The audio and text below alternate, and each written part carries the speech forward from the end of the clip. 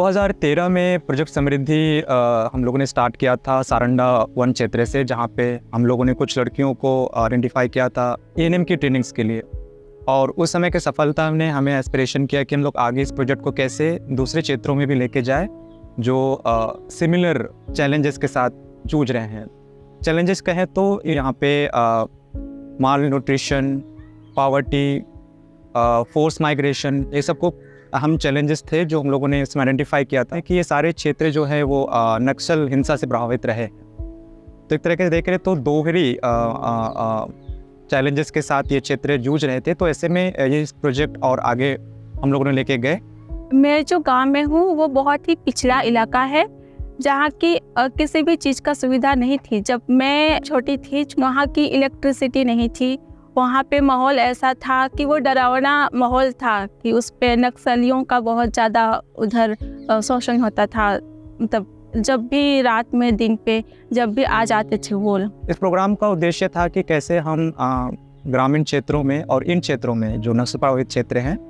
वहाँ पे हम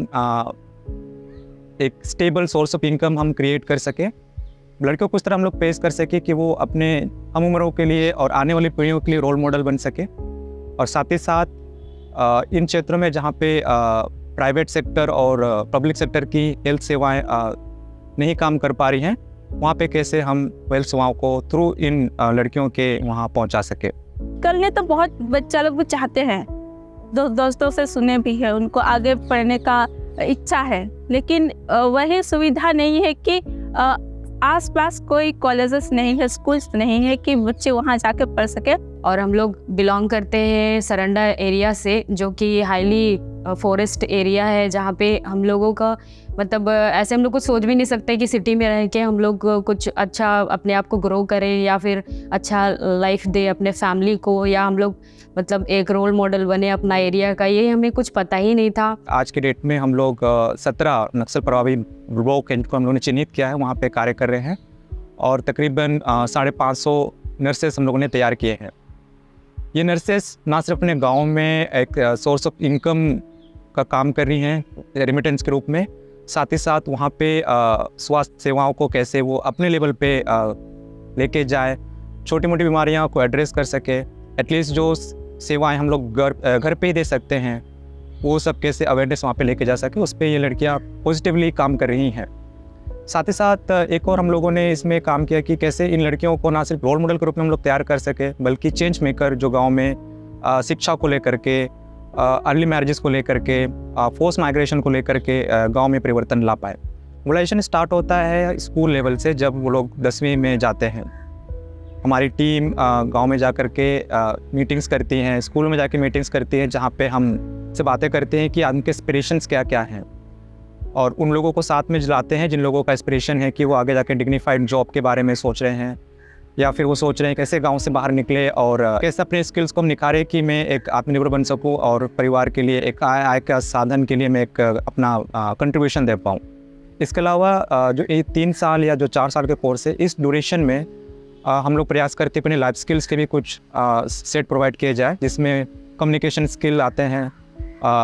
इंग्लिश एज ए लैंग्वेज कैसे सीखा जाए, कैसे उसको फिर आगे हम अपने करियर में यूज़ कर सकते हैं। एक और उद्देश्य है कि हम कैसे इनको अपने गांव में रोल मॉडल के रूप में तैयार कर सके। मैं एक हिंदी मीडियम स्कूल से पढ़ी हूँ और यहाँ पे अब मैं इंग्लिश मीडियम में पढ़ रही हूँ। मुझे बहुत कठिन होता है पढ़ाई करने के लिए, पर मैं कोशिश कर रही हूँ। अब मैं इंग्लिश भी सीख रही हूँ और जब गांव जाते हैं तो लोग हमारे बारे में बहुत गर्व फील करते हैं कि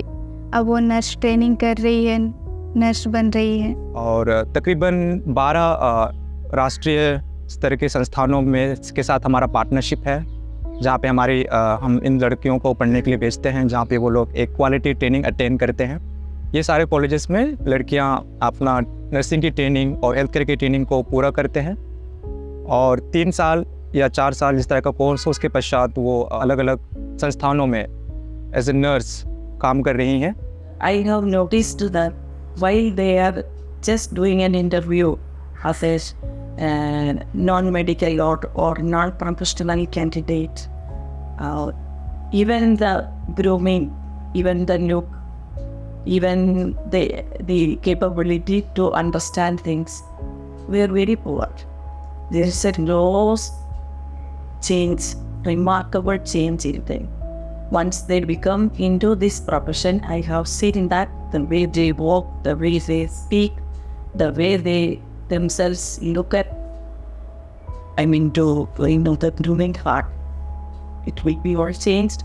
and there is a remarkable change altogether. इसलिए मैं सोची थी कि कभी अगर मेरे पास हुआ ऐसे कभी पैसा तो हम अपना एक वहाँ पे एक मेडिकल स्टोर खोलेंगे, ताकि मेरे गांव वाले जो भी हैं, जो भी मेरे चिड़िया माइंस का एरिया जो लोग हैं वहाँ पे सबको हम अपना ये फैसिलिटी दे सके कि 24 आवर ओपन रहे और किसी को भी दवाई कम से कम मेरे यहाँ से मिल सके। इन लोग इतना अच्छा हम लोग को मौका दिए कि हम लोग अपना कॉन्फिडेंस भी बढ़ा पाए और हम लोग अपना पर्सनालिटी, जैसे अभी हम लोग क्रिटिकल केयर में काम करते हैं तो हम लोग को पेशेंट के साथ कैसे वेंटिलेटर पेशेंट को डील करना है, कैसे पार्टी से डील करना है, कभी किसी का डेथ हो जाता तो हम लोग उन लोगों को कैसे हैंडल करना, वो सब हम लोग को धीरे धीरे करके हम लोग उस चीज़ को हम लोग कर पा रहे हैं। ANM की ट्रेनिंग हमने कराई, फिर GNM की कराई, आज के दिन में BSc नर्सिंग भी है, MSc नर्सिंग के लिए भी लड़कियां जा रही हैं। फिर इसका फल ये हो रहा है कि जो लड़कियां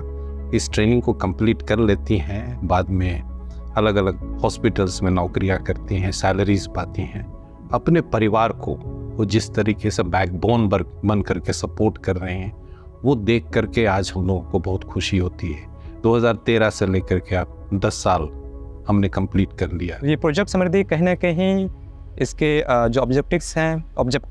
हैं उनके थ्रू प्रयास कर रहे हैं कि कैसे हम एक नई पीढ़ी को तैयार करें जो आत्मनिर्भर हो और स्वावलंबी हो और एक इंस्पिरेशन हो बाकी लड़कियों के लिए।